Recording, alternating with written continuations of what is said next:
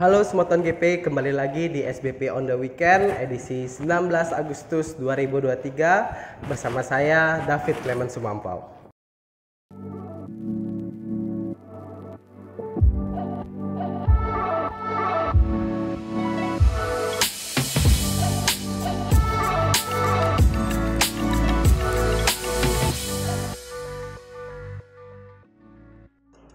Rekan-rekan, sebelum kita membaca dan merenungkan isi firman Tuhan, mari kita bersatu dalam doa. Bapa kami yang di surga, terima kasih atas kasih dan penyertaan-Mu. Hari ini Bapa, kami akan membaca serta merenungkan isi firman-Mu. Biarlah Bapa, Roh Kudus-Mu boleh hadir di tengah-tengah kami, menguasai pikiran serta hati kami, sehingga biarlah firman Tuhan ini boleh kami mengerti dan pahami dengan baik, dan biarlah kami juga boleh melakukan dalam kehidupan kami hari lepas hari. Berfirmanlah Tuhan, karena kami anak-anak-Mu siap untuk mendengarkannya. Di dalam nama Tuhan kami Yesus Kristus kami berdoa. Amin. Rekan-rekan, sebelum kita membaca renungan, mari kita terlebih dahulu membaca Alkitab. Bacaan pada hari ini terambil dari Efesus 6 ayatnya ke-18 sampai dengan 20. Yang menyatakan, dalam segala doa dan permohonan berdoalah setiap waktu di dalam roh, dan berjaga-jagalah di dalam doamu itu dengan permohonan yang tak putus-putusnya untuk segala orang kudus. Juga untuk aku, supaya kepadaku, jika aku membuka mulutku, dikaruniakan perkataan yang benar, agar dengan keberanian aku memberitakan rahasia Injil, yang kulayani sebagai utusan yang dipenjarakan. Berdoalah supaya dengan keberanian aku menyatakannya sebagaimana seharusnya aku berbicara. Demikianlah pembacaan Alkitab. Judul renungan pada hari ini adalah Ora et Labora. Andar Ismail dalam bukunya Selamat Pagi Tuhan mengungkapkan pentingnya hubungan antara berdoa dan bekerja. Juga untuk menjalin hubungan dengan Allah dan melibatkan diri dengan sesama. Ia menjelaskan bahwa dia bukan hanya tentang memejamkan mata dan mengucapkan kata-kata, tetapi lebih dari itu. Dalam hal ini terdapat kaitan dengan kata-kata Martin Luther di atas.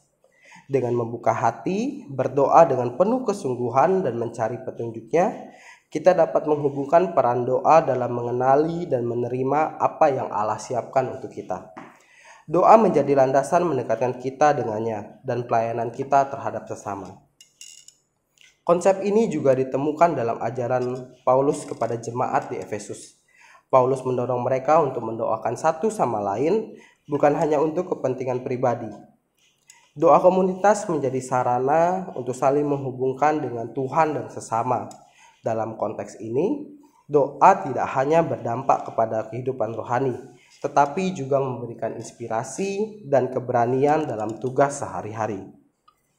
Sobat muda, ayo belajarlah dari sekarang untuk mendoakan orang lain, termasuk bangsa dan negara kita, agar kita semua diberikan kekuatan untuk melakukan hal yang benar. Mari kita berdoa agar para pemimpin memiliki sikap warga negarawan yang tulus dan berani menegakkan keadilan serta kedamaian. Kita semua diajak berkomitmen dan berperan aktif demi membangun masa depan yang lebih baik bagi tanah air kita. Dan mari bersama-sama menjalin persatuan, berbagi kasih, dan menyebarluaskan kasih Kristus melalui doa yang tulus dan perbuatan yang menyenangkan hati Tuhan. Rekan-rekan, ada pesan yang hendak disampaikan oleh Paulus untuk jemaat di Efesus, yaitu adalah agar mereka hidup dalam ketaatan terhadap Tuhan dan membangun solidaritas dalam kehidupan bersama.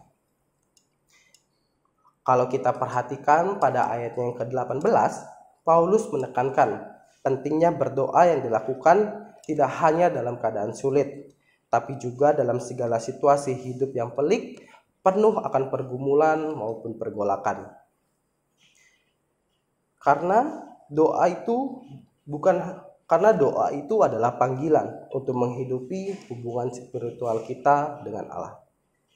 Doa bukan hanya bentuk permohonan, melainkan sebagai bentuk dalam menyatakan rasa syukur kepada Allah. Karena kita berdoa dengan rasa syukur atas anugerah Tuhan dalam kehidupan ini, maka kita akan bisa selalu mengingat dan untuk memiliki sikap rendah hati dan bersyukur.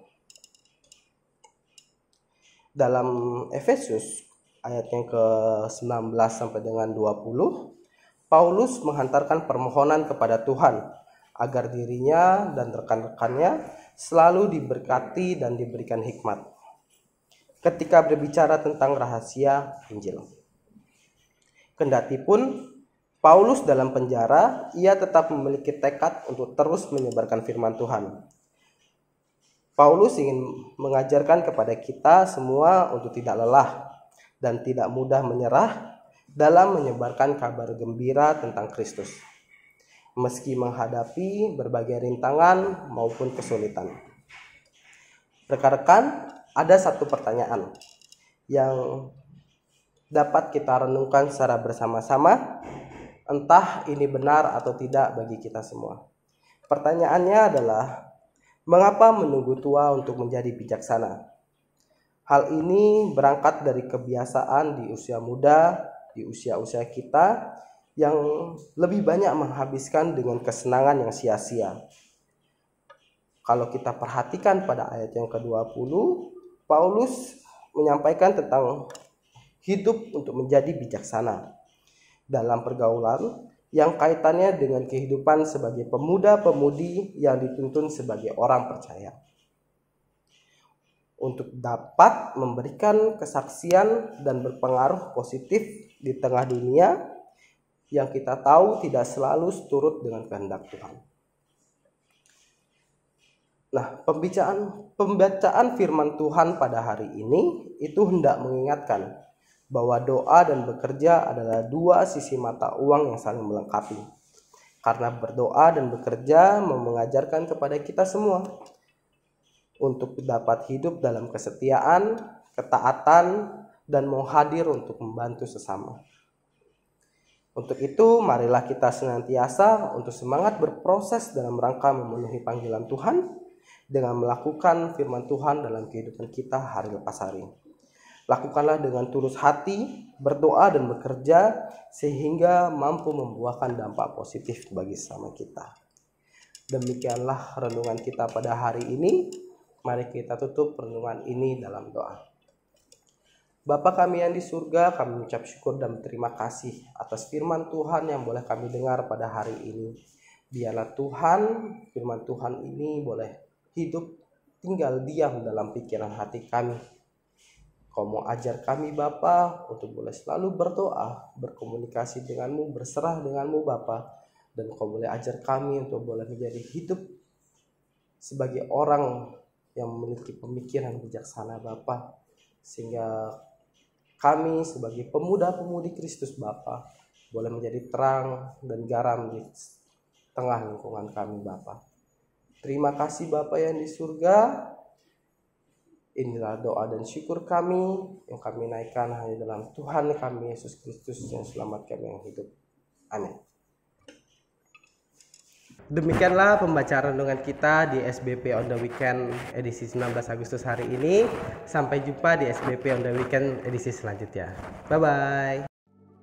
Halo Gapers, kalian tahu nggak kalau Sabda Bina Pemuda Digital bisa dengan mudah didapatkan dengan mendownload Google Books di Google Play untuk pengguna Android.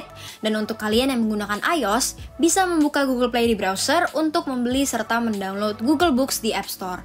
Gampang banget kan caranya? Cus, langsung aja di-download ya!